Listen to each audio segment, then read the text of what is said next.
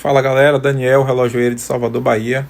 Hoje eu vou customizar esse SWOT prata, transformar ele em dourado, trocar o aro interno, que é preto, e aí já está o banho feito, o aro interno em cima do mostrador, dourado, para combinar com a caixa, fica dourado também.